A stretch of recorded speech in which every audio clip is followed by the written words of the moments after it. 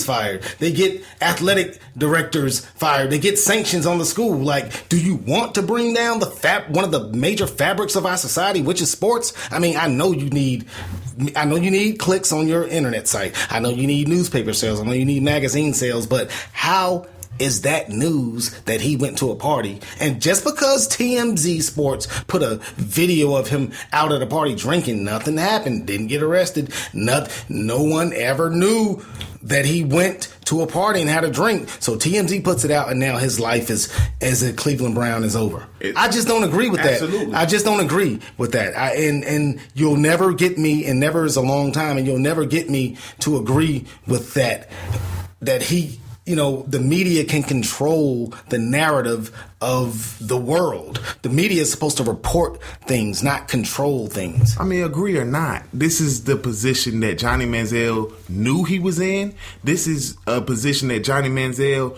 knew that he couldn't find himself in moving forward. He knew that. And again, he didn't shy away from the camera. He was all in the camera. Like it was a video directed by John Singleton. He had the bottle in his hand. He was doing all the right moves for that night. But he made the wrong move when he knew that he told his owner, his coach, that they would not find him in that position anymore. He would not be a distraction. He would not embarrass the organization anymore. That's exactly what he did. And for that, Mr. Manziel, you get my bruh. For real? Of the week. Now, Pierre, we're going to have to beg to differ on this. We have to go to a commercial break. We're getting the finger whirl-aroundy thing that producers usually do when they tell you to wrap it up. Going to play these commercials, and we'll be right back with something that I think a lot of people will enjoy after this commercial break. The All Things Sport Podcast. We go back like spinal cords and car seats. With Daimeon Banks and Pierre Banks on Spreaker Radio.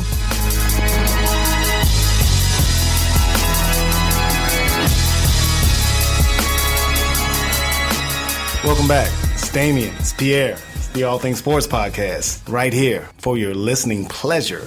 Now, man, we've been having a great time so far on the show, man. Gave you the hot topics. Broke out a little segment called Bruh For Real. Now, Pierre, I'm really, really excited about this segment. Our top 5 segment is going to be something that people are going to look forward to on the podcast every time we come out with one, I think, in my humble. This week, in the spirit of the Thanksgiving season, we're going to pull out the top 5 Thanksgiving side dishes of all time. Now, this is going to be a hotly contested top 5. This is going to be a very debated top 5. Now, again, this is just our humble opinion, and you could always voice yours in the comment section. Now, Pierre, I'm glad we thought of this top 5. It's kind of genius, actually, that we thought of this top 5, man, because like you said, it being the Thanksgiving, the holiday season, it's food, family, and football, man, on Thanksgiving. And when you think of Thanksgiving, of course, everyone has their turkeys, their hams. But the side dishes... That's what really makes the Thanksgiving meal. They are extremely important to a great Thanksgiving meal.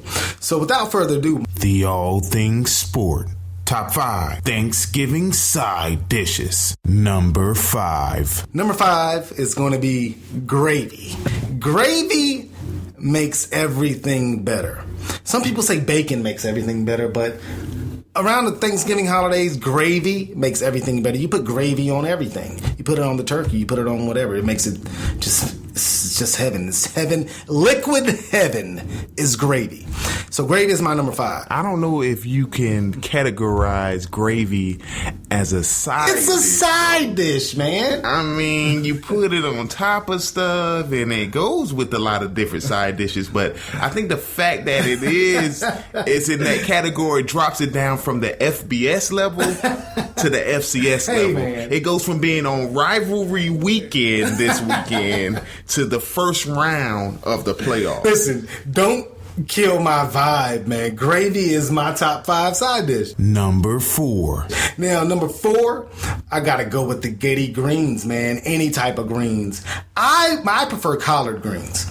Now, I gotta go with the greens for my number 4 in the top 5. I mean, no matter what you season it with, you can season it with pork, you can season it with turkey. You can season it with anything you want. As long as you have your greens on your plate, you're good to go. So number 4 in my top 5 is collard greens. Again, Daimeon, I have to call your top 5 into question. You're starting to look like the college football playoff committee here, man. So you're saying that all greens are number 4? I mean, you can't. I mean, it depends on which greens you want. If you want collard greens, you got them. If you want mustard, kale, you got them. You want turnip, you got them. You got to have greens. You got to have some type of vegetable. Now, some people would say, oh, I like string beans. Oh, I like cabbage. Man, you can eat that any day of the week.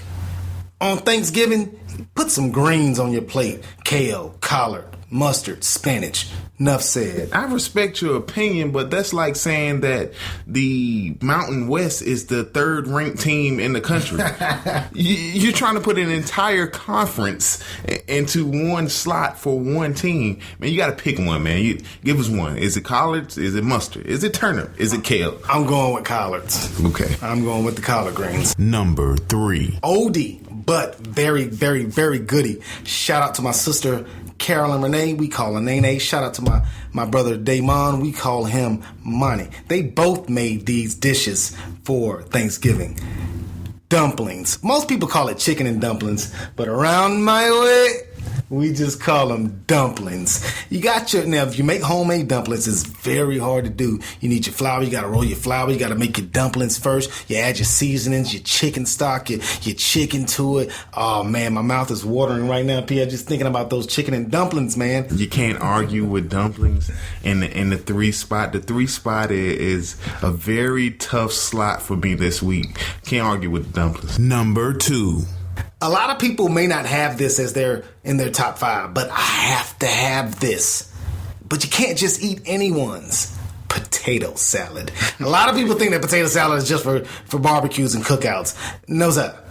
Potato salad is a staple in the Banks household for Thanksgiving holiday. And if the right person conjures up and creates that potato salad that just makes you keep going back for more, then my friends, you have a winner. So number 2 on my top 5 Thanksgiving side dishes is potato salad. Nene, you've gotten wonderful over the years at making potato salad. You were not very good at first, but you get the most improved award for potato salad as far as Thanksgiving, Christmas, any holiday edition or any holiday season. You get the most improved award. Sorry, Nene, I was going to bash you in your potato salad, but it has gotten better over the years. One love. Gotta have that potato salad, Pierre. Gotta have that good potato salad. Don't overcook your potatoes. Don't undercook your potatoes. Right mixture of ingredients can create, again, heaven in a bowl. Number 1. Without further ado, my number 1 side dish for Thanksgiving. Dressing. Some of you are asking, what's dressing? Well, for you northerners, you might call it stuffing. I don't eat stuffing. Stuffing comes from inside of the turkey. Dressing is made in a pan in the oven separately. Now, the right dressing mixed with my number 5 pick, gravy, mixed with my number 2 pick, potato salad. Y prosito. I'm telling you, like, I'll turn Spanish on you for a second, pig. Shout out and rest in peace to my brother Dave, man. That was his signature move, man. Dressing, potato salad, and gravy. I don't need anything else, man, because dressing has meat in it. You can either put chicken, you can put turkey, you can put turkey necks, you can put anything in dressing. I'm all about the turkey necks and dressing. You got the celery, you got your onions, you got your green peppers, you got your mix of spices, sage. And I'm not going to give you the Banks family recipe for dressing. Just know, like the kids say, know that.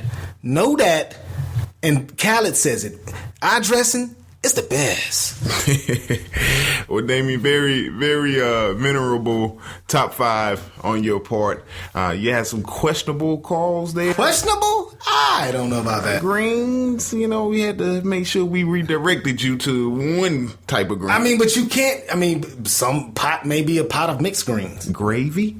Gravy as a side? You have to have gravy. I've known some people who just eat gravy by the spoonful. Listen, there was only one FCS team that garnered votes for FBS top 25. That was the Appalachian State Mountaineers. Gravy does not fall in that category. They will remain having that first round playoff game during Thanksgiving. Okay. So you're over here killing my vibe, knocking my hustle. So, Pierre, let me ask you this. What's your top 5 Thanksgiving Day side dishes? And now to the true. The true. Top 5. All things sport. Top 5 Thanksgiving sides. Number 5. I'm going with the classic macaroni and cheese. But not just any macaroni and cheese. Only the casserole variety. And as great as a cook as my mother was, she never made the casserole macaroni and cheese. She would always make it on top of the stove. It wasn't when we were growing up here, macaroni and cheese casserole was not it wasn't a necessity in the Banks household because you had various other items that you didn't even think about macaroni and cheese. I mean, I guess in my humble, it's not even in my top 10. But I'm gonna let you finish your top 5. Absolutely. Well, I didn't have the casserole variety until my brother Los B, the legend, his wife Robin, she would make the casserole macaroni and cheese. Shut it down, babe. And that casserole, I mean, I had some last night, and it's still amazing to this day, man. And my wife, God bless her, she has been chasing after that recipe for me for some time now. It's like Pookie when he took that first hit in New Jack City, man. I just been trying to chase it. I mean, it's like it should be calling me. You know what I'm saying? So macaroni and cheese, number 5 on my all things sport Thanksgiving side dishes. Number 4. I'm also going to stick with the classics. Mashed potatoes with gravy. No, those are 2. You have to separate those. I stated that gravy is a side dish. But you also said that you could put gravy on your dressing. Did you not? So I can't put gravy on my mashed potatoes? Okay, you shut me up real fast. Okay. So mashed potatoes and gravy, but you got to have someone that goes in, peels the potatoes, mashes them up, and cooks them in a pot. Don't give me instant mashed potatoes. Don't give me that at Thanksgiving. Don't give me that on my birthday. Don't give me that on any day. I want the real mashed potatoes mashed up. Shout out to all the women and the men cooks out there who cook real mashed potatoes. Get you some flour, some water, mix up that gravy, put a little spices in there, pour that gravy on top. Red beans and gravy. I ain't too lazy. So, number 4. Mashed potatoes and gravy for me. Number 3. Number 3, again, was a tough call for me. I went back and forth between who I would select for my number 3. Was almost the situation the Colts had a few years ago. Do we keep the proven Peyton Manning? Our Super Bowl champion took us to another Super Bowl, also lost us that Super Bowl, but he took us there. Do we keep Peyton Manning or do we go for Andrew Luck? And for number 3, I went with potato salad. And the only reason potato salad is ranked so low in my top 5 is because we also typically eat potato salad at cookouts. We eat it at different occasions throughout the year. I completely understand what you're saying. How in the world can you have mashed potatoes, which is potatoes, followed by potato salad, which is potatoes? I mean, it makes absolutely no sense to me. I mean, I understand. I mean, you're a very starchy person, but like, how can you, you gotta separate them a little bit. I mean, I love them both, man. Listen, what more next, Gina? I mean, damn, 2 types of potatoes. But, I mean, you got to go with potato salad, man. And the reason I can separate the 2 is because one is meant to be eaten hot and one is meant to be eaten cold. You know, and when you go in, you make your plate, the last thing you put on that plate is potato salad because you got to get it out of the refrigerator. You know, so I'm going to go with potato salad. But again, it depends on who makes it. Never, ever, ever will I get potato salad from the grocery store, and would that be a part of any of my meals, cookout, Christmas, Thanksgiving, or anything. And if you ever come to a function or a gathering that I have, do not bring store-bought potato